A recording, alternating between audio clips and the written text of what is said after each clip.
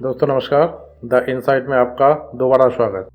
आज हम लोग नेपोलियन हिल द्वारा लिखे गए थिंक एंड ग्रो रिच किताब का 13वां अध्याय मस्तिष्क के बारे में जानेंगे।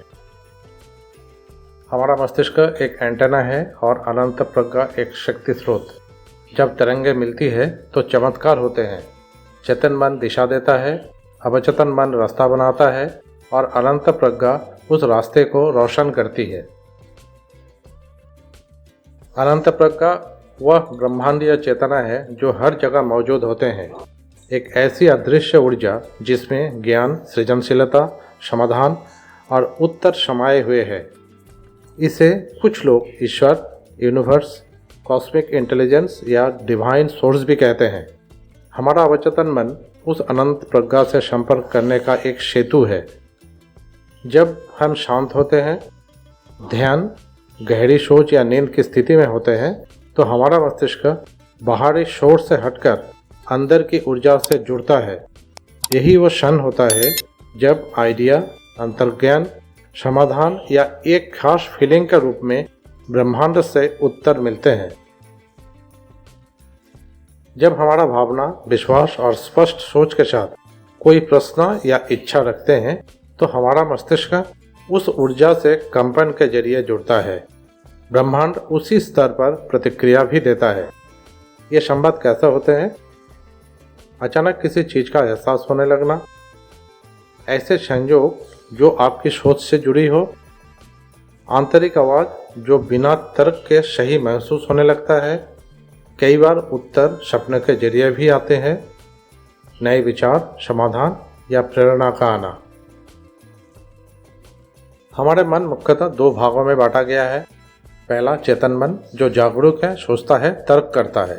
दूसरा अवचेतन मन जो गहराई में छुपा है, शक्तिशाली है और ब्रह्मांडीय चेतना से जुड़ता है। तो चेतन मन क्या करता है, जरा इसे समझे। पहला, चेतन मन ये तय करता है कि हम किस बारे में सोचेंगे, क्या महसूस करेंगे और क्या मैसेज अवचेतन मन को भेजना है। उदाहरण के तौर पे, अगर आप सफलता पाना चाहते हैं तो चेतन मन उस विचार को चुनता है, मैं सफल हो सकता हूँ। दूसरा, वो सवाल पूछता है, उत्तर खोजता है। चेतन मन प्रश्न पूछते हैं, मैं ये कैसे करूँ।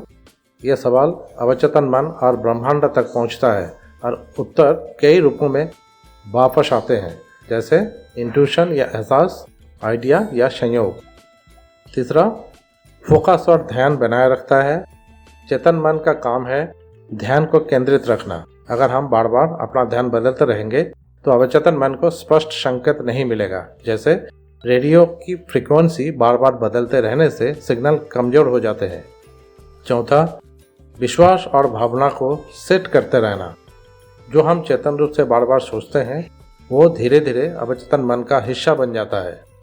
इसलिए चेतन मन का कार्य है सकारात्मक, स्पष्ट और भावनात्मक रूप से शक्तिशाली विचार को बनाना।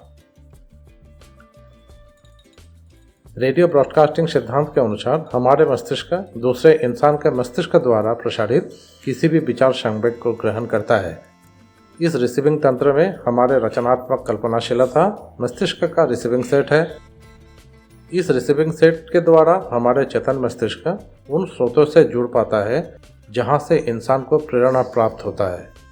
सेक्स रूपांतरण का रहस्य वाले अध्याय में उन 4 स्रोतों के बारे में बताया गया है जहाँ से इंसान के मस्तिष्क में विचार या आभास पहुँचते हैं। जैसे कि पिछले अध्याय में हम लोगों ने देखा कि अवचेतन मस्तिष्क वह ब्रॉडकास्टिंग स्टेशन है जिसके द्वारा विचार संवेग या कंपन प्रसारित होते हैं, लेकिन हमारे रचनात्मक कल्पनाशीलता इस मानसिक ब्रॉडकास्टिंग तंत्र में वह रिसीविंग सेट है जिसके द्वारा विचार की ऊर्जा को पकड़ा जाता है और मस्तिष्क तक पहुंचाया जाता है। हमारे मस्तिष्क में छुपे हुए शक्ति कितना विशाल हो सकता है, ये शायद इंसान अभी तक पूरी तरह समझ नहीं पाया।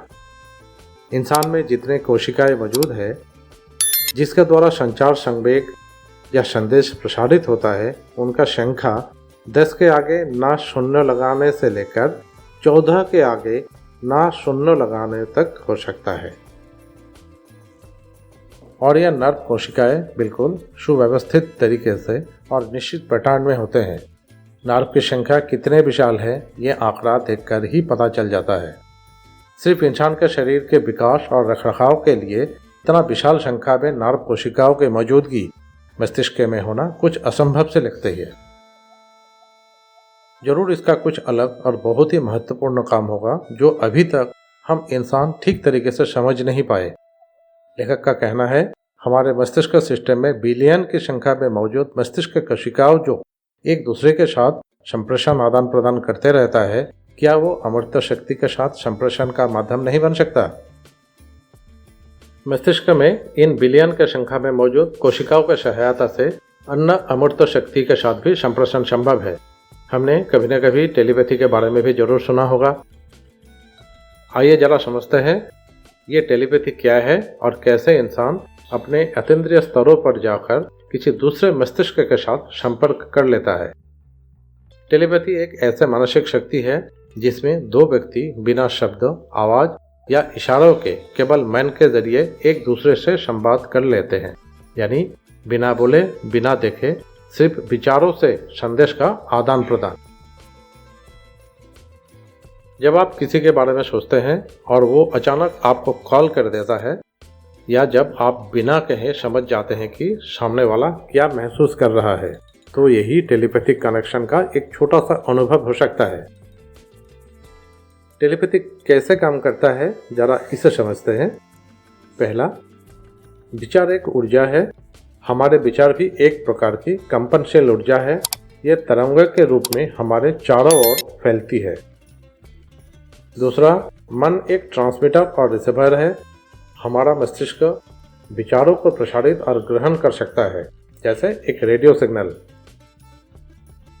तीसरा, जब दो लोगों की तरंगें मिलती है, अगर दो व्यक्ति भावनात्मक या मानसिक रूप से जुड़े हुए हो, जैसे जुड़वा भाई बहन, माँ और बच्चा, या करीबी दोस्त या प्रेमी, तो उनके बीच विचारों का आदान प्रदान बिना बोले हो सकता है।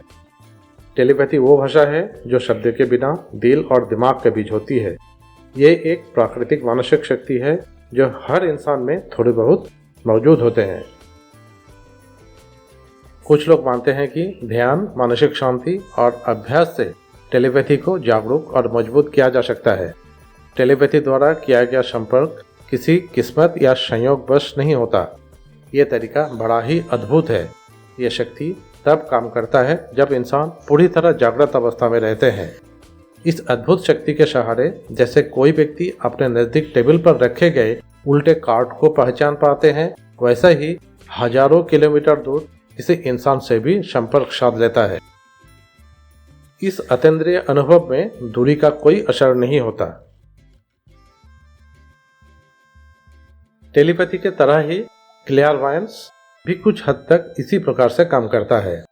क्लेयरवॉयंस एक फ्रेंच शब्द है जिसका अर्थ होता है स्पष्ट देखना। यह वो क्षमता है जिसमें कोई व्यक्ति किसी चीज देख सकता है या जान सकता है जो सामान्य रूप से दिखाई ही नहीं देती, जैसे भविष्य की घटनाएं, वर्तमान में दूर घट रही घटनाओं को देख पाना, अतीत की अनदेखी घटनाओं को ज्ञान। उदाहरण के तौर पे कोई व्यक्ति अचानक कहता है, सावधान रहो, मुझे लगता है कि कल बारिश होगी, और बिना मौसम की जानकारी के उसकी ये बात सही हो जाता है, तो ये क्लेयरवॉयंस का रूप हो सकता है। टेलीपैथी में विचार और भावना द्वारा मन से मन का साथ संवाद होता है, और क्लेयरवॉयंस में किसी दृश्य, अनुभूति या मानसिक चित्रण द्वारा बिना इंद्रियों के किसी चीज को देखना या जानना संभव हो पाता है। मस्तिष्क वाले अध्याय में आज बस इतना ही। अगले और एक गुरुत्वपूर्ण अध्याय के साथ आपका साथ दोबारा मुलाकात होगा। आपका सुझाव का इंतजार रहेगा। जानकारी पसंद आई तो वीडियो को लाइक और शेयर करें। चैनल द इनसाइट को सब्सक्राइब करना ना भूलें। हमेशा स्वस्थ रहे, खुश रहे, परिवार का ख्याल रखें। धन्यवाद।